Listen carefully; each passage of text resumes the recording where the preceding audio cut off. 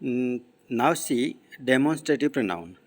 Demonstrative pronoun we use to indicate something or to point out something. मतलब demonstrate करना, मतलब दिखाने के लिए हम उसका यूज़ करते हैं. There are only four are there, this, that, these and those. So now see, these are used to demonstrate or point out people or things they stand for.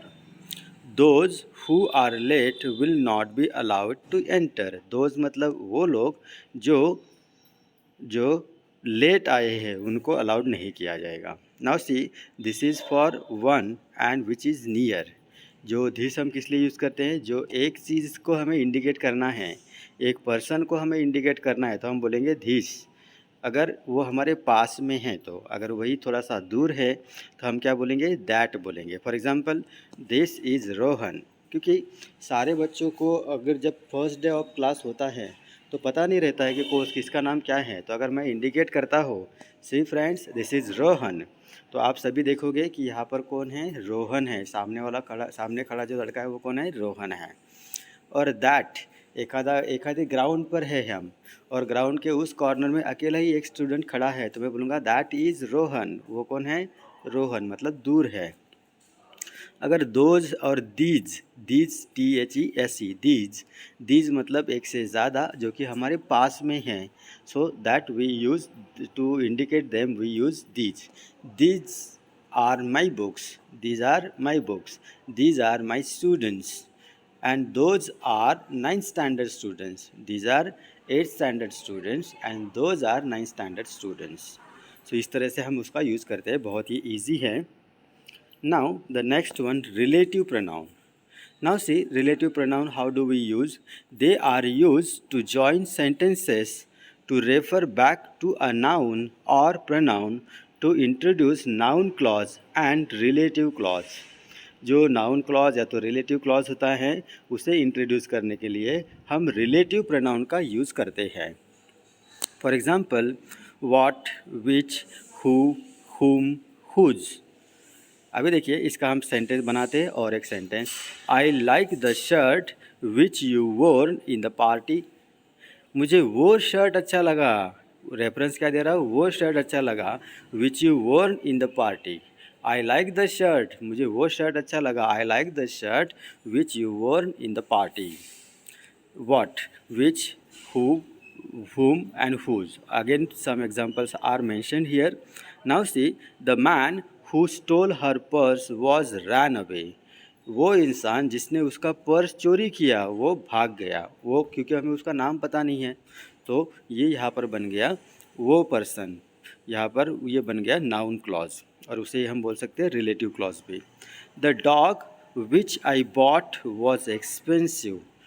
जो वो डॉग जो मैंने लाया है वो कैसा है? बहुत ही महंगा है.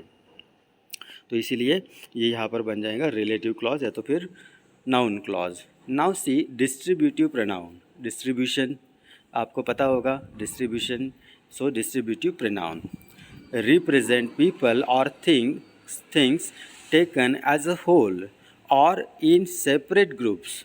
For whole both, all.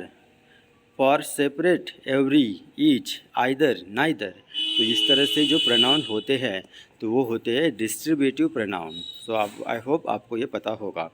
Neither is acceptable as a solution. अभी वो एक्सेप्टेबल नहीं है एज अ सोल्यूशन बोल के. आइदर यू कम फास्ट और आई विल कम फास्ट. मतलब आइदर का हमने यहाँ पर यूज़ किया. For separate, every student has to complete their notebook. Every student मतलब हर स्टूडेंट को उसका नोटबुक कंप्लीट करना है. Both and all students have to be present in the assembly. All मतलब सभी के लिए. ये है distributive pronoun. Then reciprocal pronoun refers to an action going in one direction and also back in opposite direction. तो ये क्या करती है? एक एक्शन से रिप्रेजेंट करती है और वो जो बैक अपोजिट डायरेक्शन से भी जाता है. जैसे कि each other, one another. We should care for each other. हमने क्या करनी चाहिए? एक दूसरे की केयर करनी चाहिए. We should care for each other. So one another, you should take care of one another, मतलब इस तरह से भी हम बोल सकते हैं। We should help each other, हमने एक दूसरे की हेल्प करनी चाहिए। सो इसी तरह से आपको और ज़्यादा एग्जांपल्स बनाने हैं। So you can keep it in your mind for ever. Now see indefinite pronoun. Indefinite मतलब क्या होता है? अनिश्चित। क्या बोलेंगे हम उसे? अनिश्चित, क्योंकि जिसकी कोई गारंटी नहीं है, जिसकी कोई फिक्स ये नहीं है कि इसी को बोला गया है करके। अभी इनडेफिनाइट प्रोनाउन क्या है वो देखते हैं। Indefinite pronoun refers to things or people those number is not known in the general way। तो उनका नंबर क्या है? तो जनरल वे में नहीं आता है। They are made by adding body to every some any no। सो इस तरह से वो होते हैं। जैसे कि example, everybody is absent today, मतलब आज हर कोई absent है। Nobody is interested in his lies। अभी जो जितना झूठ बोलता है तो उसकी इसमें बोलने की इसमें कोई भी इंटरेस्टेड नहीं होता है। एवरीबडी इज़ लुकिंग हैप्पी, तो हर कोई कैसा लग रहा है? यहाँ पर खुश नज़र आ रहा है। Everybody is enjoying the festival. Nobody likes the shouting, किसी को भी शाउटिंग अच्छा नहीं लगा है। तो ये होता है indefinite pronoun. Now activity in small activity has been it has been there। This is my pen। अभी इस एक्टिविटी में क्या करना है आपको? तो प्रोनाउन को अंडरलाइन करना है, मतलब आपको समझ में आ जाएगा। दिस इज़ माई पेन, माई क्या है? प्रोनाउन है।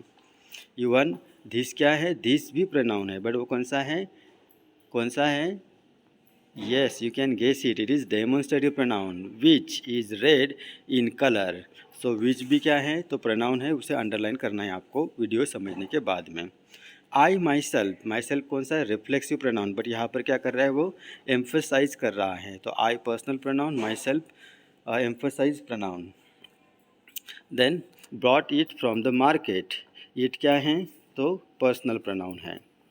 This is my pen which is red in the color, I myself bought it from the market। This demonstrative, my personal, which relative, I personal, myself, empathetic, it personal। So now do one thing, you can read any passage, any paragraph, and just try to underline whatever the pronouns are given in that particular paragraph।